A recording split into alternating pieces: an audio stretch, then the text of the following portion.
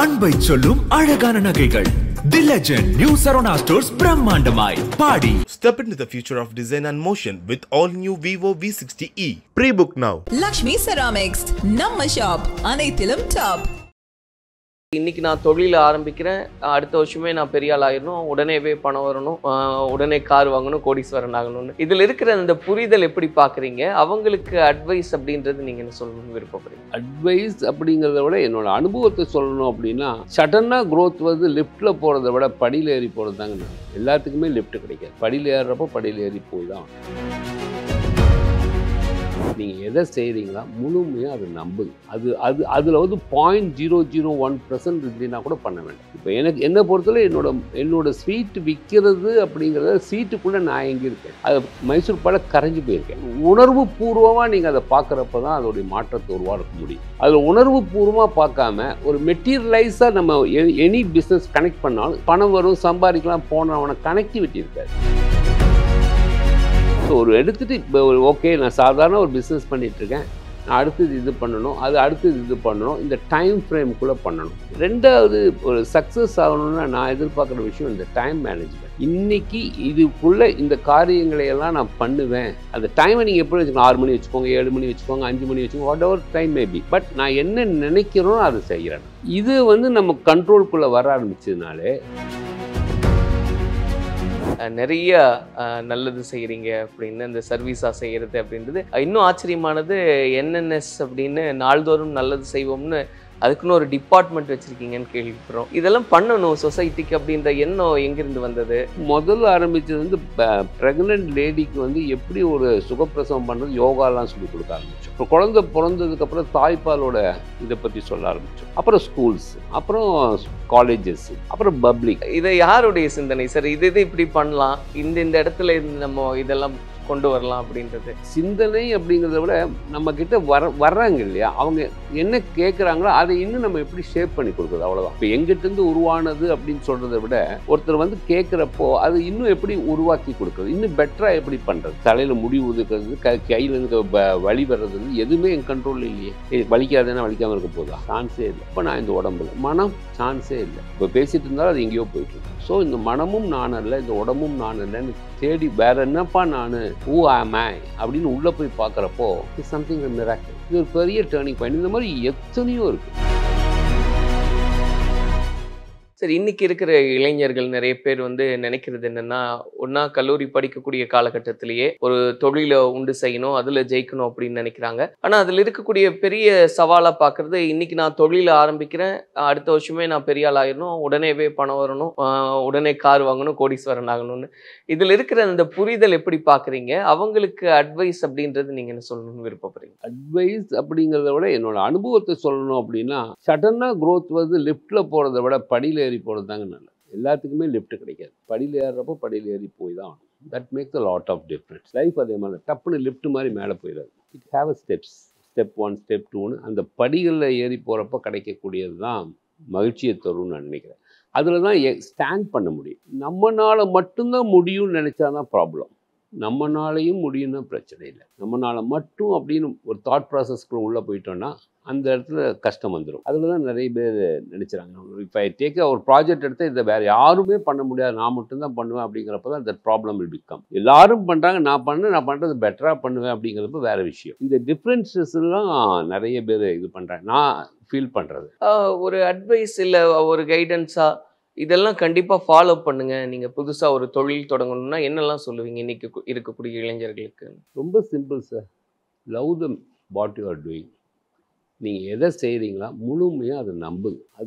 அதில் வந்து 0.001% இல்லைன்னா கூட பண்ண வேண்டாம். முழுமையாக நான் இந்த பிஸ்னஸ் எடுக்கிறேன், இல்லை இந்த சர்வீஸ்க்கு போகிறேன், டெஃபினட்டாக இது எனக்கு பண்ணும். இதில் வந்து முழுமையாக நம்புகிறப்ப தான் அவங்க வந்து அது உள்ளுக்குள்ளே இன்வால்வ் ஆக முடியும். அப்போ தான் இந்த நம்பிக்கைங்கிறது ஒன்று தான் மெயின். நம்பிக்கைக்கு பேஸ் வந்து அஃபெக்ஷன். அந்த பேஸ் வந்து மதர்ஸ் லவ்.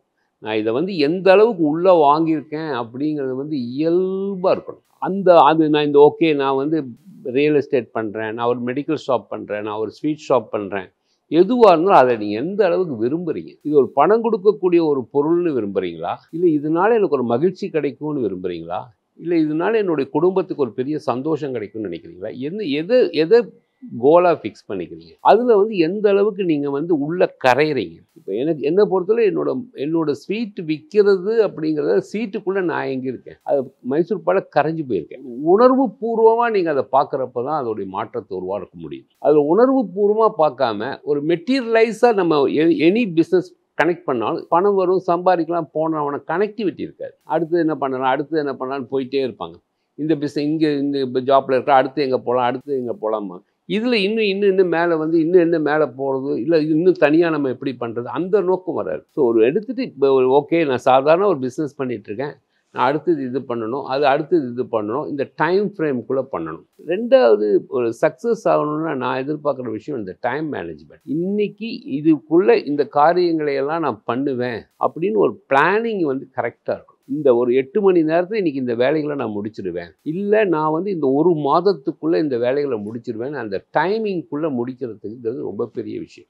இது என்ன வாட்சு கிடையாது. டைம் நான் மீன் பண்ணுறது வாட்சு கிடையாது. இந்த காலகட்டத்துக்குள்ளே நான் ஒரு வெற்றியை அடையணும்னு நீங்கள் நினச்சிங்கன்னா, இன்றைக்கி காலங்காலத்தில் 6 மணிக்கு நான் எந்திரிக்கணும்னு எந்திரிச்சேன்னா, சாயந்தரம் 10 மணிக்கு படுத்துக்கணும்னு படுத்தேன்னா, அந்த டைமை நீங்கள் எப்படி வச்சுக்கணும்? 6 மணி வச்சுக்கோங்க, 7 மணி வச்சுக்கோங்க, 5 மணி வச்சுக்கோங்க, what ever time maybe. But நான் என்ன நினைக்கிறோனோ அதை செய்கிறேன்.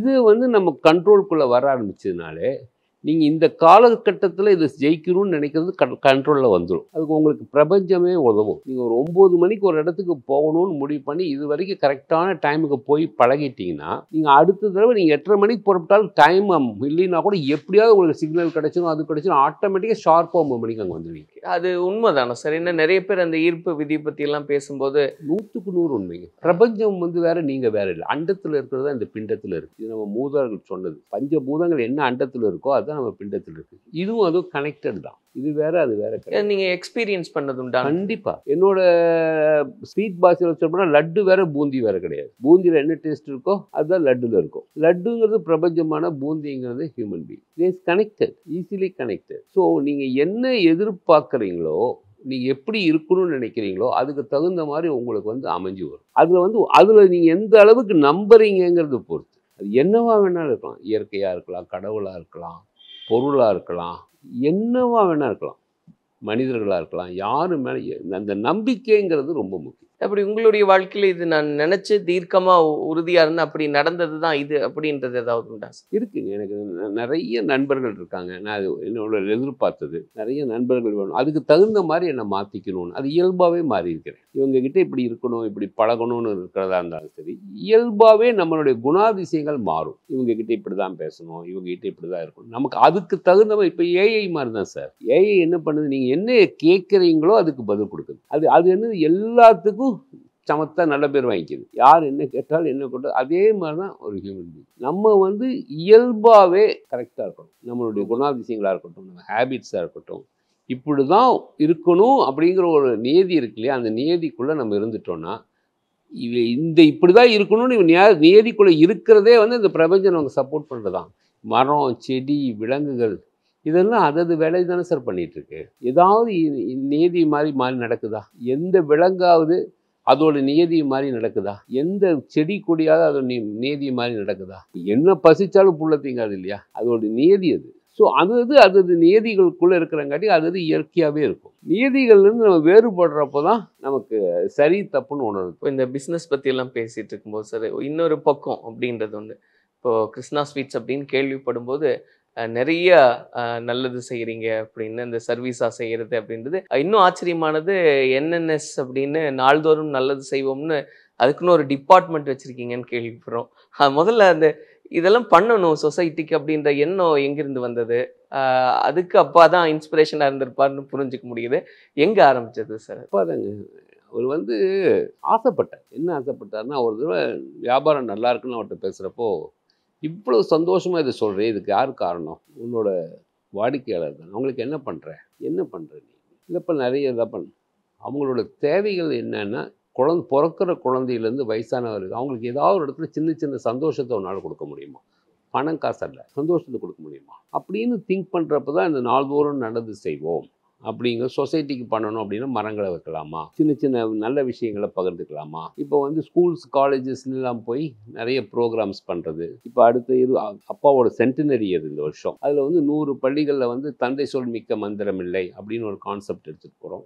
இந்த மாதிரி நிறைய சோஷியல் ரிலேட்டட் நிறைய தமிழ் நிறைய பண்ணுறோம். இலக்கியங்களுக்கு 63 நிறைய விஷயங்கள் இருக்குது.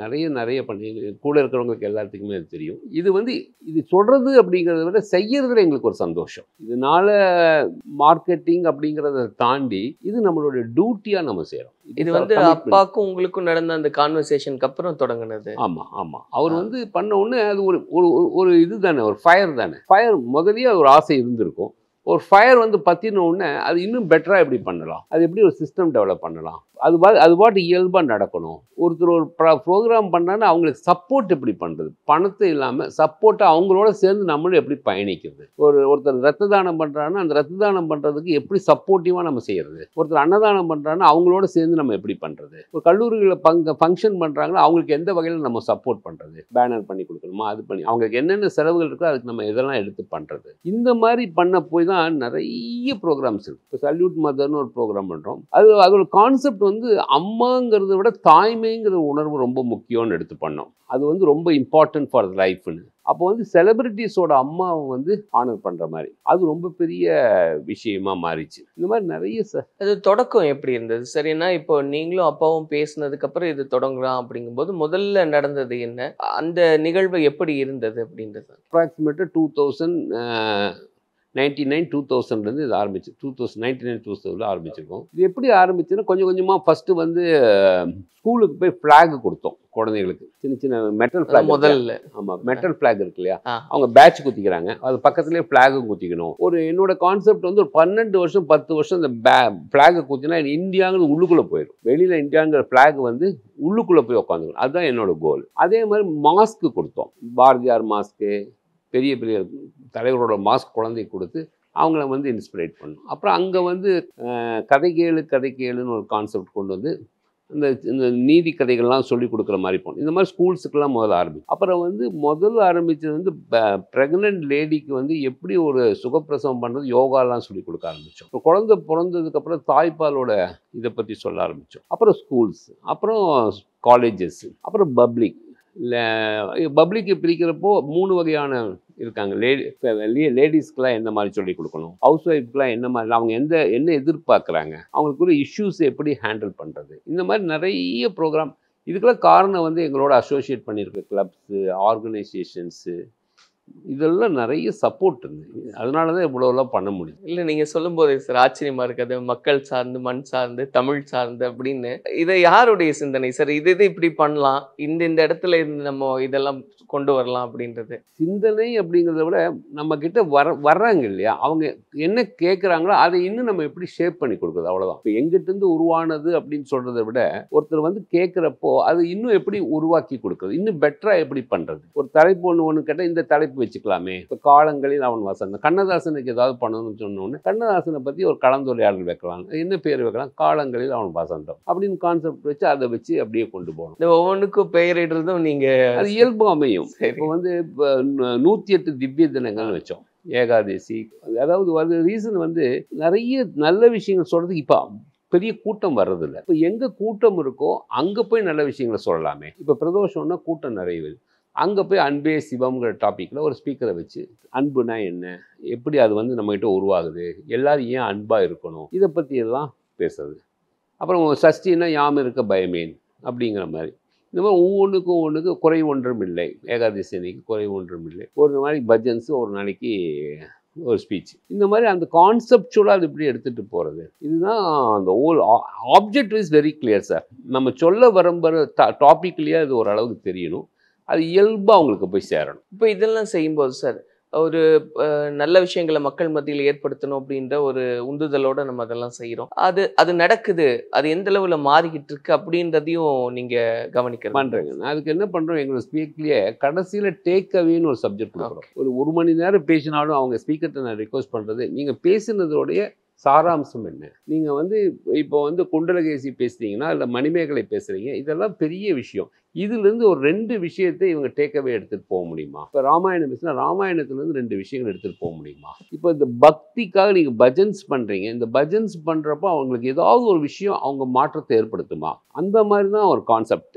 அடுத்த தடவை அவங்க வர்றப்போ இன்னொரு மாற்றத்தை அவர் கொண்டு போய் சேர்த்த முடியுமா? அந்த ஃபாலோ அப் பண்ணுறது தான். அந்த மாதிரி தான் ப்ரோக்ராம்ஸ் இருக்கும். ஒரு ஆர்கனைசேஷனோடு பார்த்தீங்கன்னா 12 மாதம் கண்டினியூட்டியாக வைப்போம். ஒரு ஸ்கூல் எடுத்திங்கன்னா 12 மாதம் சப்ஜெக்ட் மாற்றி மாற்றி வைப்போம். அப்போ வந்து அவங்களுக்கு வந்து ஒரு ஈஸியாக அந்த ஃபாலோ அப் இருக்கும். ஒரு வருஷம் கட்டாயமாக இருக்கணும். ஆமாம், இருந்தால் தான் ஒரு கனெக்டிவிட்டி இருக்கும். ஸோ அதெல்லாம் யோசிச்சு தான் 12 தலைப்பு. இப்போ பார்த்தீங்கன்னா எது பணம், எது உறவு, எது அன்பு, இந்த மாதிரி சப்ஜெக்ட் ஒரு 12 சப்ஜெக்ட் எடுத்து 12 பள்ளிக்கூடங்கள் இல்லை 12 கல்லூரிகள் 12 மாதம் இப்படி 144 ப்ரோக்ராம் ஆயிடும். ஒரு நல்ல ஸ்பீக்கரை வந்து எது அன்பு அப்படிங்கிறத பற்றி 12 மாதம் 12 கல்லூரிக்கு போயிடுவாங்க அந்த சப்ஜெக்ட் எடுத்துகிட்டு. இன்னொரு எது பணம் அப்படிங்கிறது அவங்க எடுத்துகிட்டு போயிடுவாங்க. பணம்ங்கிறது மெட்டீரியலா, அது என்ன, எதுக்குது, அது என்ன பண்ணணும், எப்படி பண்ணணும், அது எப்படி வச்சுக்கணும், எப்படி செலவு பண்ணணும், எப்படி சம்பாதிக்கணும், எது தர்மம், தர்மம்ங்கிறது எது, இதை பற்றி ஒரு ஸ்பீக்கர், பெரிய ஸ்பீக்கர்ஸை வச்சு 12 பள்ளிகளுக்கு கொண்டு போகிறது. இந்த மாதிரி கான்செப்சுவலாக எடுத்துகிட்டு போகிறப்போ that make the difference. Sir, இப்போது உங்களுடைய அனுபவத்தில் இது கேட்கணும்னு ஆசைப்பட்றேன் சார். இப்போ நீங்கள் இவ்வளோ ப்ரோக்ராம்ஸ் கண்டக்ட் பண்ணுறோம், இந்த மாற்றத்தை எல்லாம் கொண்டு வரணும்னு நம்ம உருவாக்குனது தான் இந்த மாதிரி ஒரு சிஸ்டம் அப்படின்றது. ஆனால் நீங்களே வியந்து பார்த்தது என்ன? இதெல்லாம் இருக்குது, நமக்கும் தெரிஞ்சுக்கிறதுக்கான ஒரு வாய்ப்பு. நிச்சயமா ஒவ்வொரு மீட்டிங் நான் போயிட்டு வந்தப்போ அதுலேருந்து ஒரு அனுபவம் எனக்கு இருக்கும், ஒரு டேக்அவே இருக்கும். அப்படி வியந்தது, அதை பற்றி ஏதாவது ஒரு சில விஷயம்? ஈஷாவோட ஒரு ப்ரோக்ராமில் எனக்கு கிடைச்ச ஒரு விஷயம். அதில் ஒரு வார்த்தை சொல்லுவார், நான் இந்த உடம்பல்ல, நான் இந்த மனமும் அல்ல. எவ்வளோ பெரிய பாலிசி! இயல்பாக சாதாரண ஜனங்களுக்கு சொல்லிக் கொடுக்கல. நான் இந்த உடம்பு அல்ல, கண்ணை மூடி மெடிடேட் பண்ணுறேன், இந்த உடம்பு அல்ல. அது இயல்பு தானே. இந்த உடம்பு நான் கிடையாது. இந்த உடம்பு நானாக இருந்தால் இந்த உடம்பு என் கண்ட்ரோலில் தானே இருக்கணும். தலையில் முடி உதுக்கிறது, கையில் இருக்க வலி வர்றது, எதுவுமே என் கண்ட்ரோலில் இல்லையே. வலிக்காதுன்னா வலிக்காமல் இருக்க போதா? சான்ஸே இல்லை. இப்போ நான் இந்த உடம்பு இல்லை, மனம் சான்ஸே இல்லை. இப்போ பேசிகிட்டு இருந்தாலும் அது எங்கேயோ போயிட்டுருக்கு. ஸோ இந்த மனமும் நான் அல்ல, இந்த உடம்பும் நான் இல்லைன்னு தேடி வேற என்னப்பா நான், ஊ ஆம் ஐ அப்படின்னு உள்ளே போய் பார்க்குறப்போ இட்ஸ் சம்திங் மிராக்கிள். இது ஒரு பெரிய டேர்னிங் பாயிண்ட். இந்த மாதிரி எத்தனையோ இருக்குது, எத்தனையோ விஷயங்கள் நம்மளை மாற்றத்தை கொண்டு போயிருக்கு. எத்தனையோ விஷயங்கள் சின்ன சின்ன யங்ஸ்டர்ஸ்லாம் அந்த ஸ்கூல்ஸ் காலேஜஸ்லாம் பேசுகிறப்போ அவங்க ஸ்பார்க் பண்ணிட்டு போயிடுவாங்க. இந்த விஷயம் வந்து இதுவும் அப்பா சொன்னது தானே சார்? பேச்சு மூலமாக தான் மக்களுக்கு இதெல்லாம் கொண்டு போய் நம்ம சேர்க்க முடியும். அதனால இந்த மாதிரியான இல்லை, அப்பாவோட ஆசை வந்து அவங்க சந்தோஷமாக இருக்கும். நாங்கள் வந்து பேச்சு மட்டும் இல்லை, நிறைய பஜன்ஸ், நிறைய கர்நாடிக் மியூசிக்ஸ், நிறைய மரம் வைக்கிறது. நாங்கள் வந்து இங்கே பெசன்ட் நகர் பீச்சில் ஒரு சேவிங்ஸ்க்கு ஒரு டீம், அதாவது பீச்சில் போய் யாரும் தப்பாக போயிட்டாங்கன்னா அவங்கள காப்பாற்றுறதுக்குன்னு ஒரு ஸ்ட்ரீமே வச்சுருந்தோம். அது கிட்டத்தட்ட ஒரு 60-65 பேர் மீட்டிருக்கோம் அதில். இப்போ இந்த கொரோனாக்கு அப்புறம் அது அப்படியே கம்மியாயிடுச்சு. ஸோ இந்த மாதிரி நிறைய ப்ரோக்ராம், ஏன்னா பிகாஸ் நிறைய ஆர்கனைசேஷன், எக்ஸ்னோராவாக இருக்கட்டும், ஒய்ஏசிடின்னு ஒரு ஆர்கனைசேஷனு, இந்த மாதிரி எவ்வளவோ ஆர்கனைசேஷன் கூட சேர்ந்து பண்ணுறோம். ஸோ இது எல்லாமே அவங்களோட அசோசியேட் பண்ணுறப்போ இது அவங்களுக்கே தெரியும். இந்த சப்ஜெக்ட் இந்த வாரம் 15 நாள் 15 வாரம் 15 ஸ்பீக்கர் எல்லாம் ஃபிக்ஸ் பண்ணி கொடுத்துரும். ஸோ இதெல்லாம் புரிஞ்சுக்க முடியுது சார். ஆனாலுமே அந்த என்என்எஸ்ன்னு அதுக்காகவே தனியாக ஒரு டிபார்ட்மெண்ட் ஆரம்பிக்கணுன்றது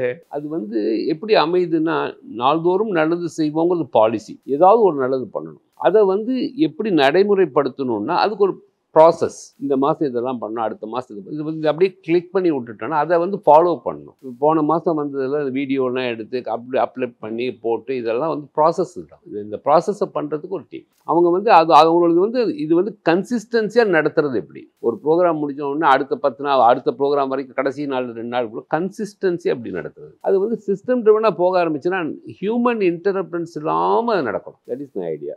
அன்பை சொல்லும் அழகான நகைகள் the legend new Saravana stores பிரம்மாண்டமாய் பாடி. Step into the future of design and motion with all new Vivo V60e. Pre-book now. Lakshmi Ceramics, நம்ம ஷாப் அனைத்திலும் டாப்.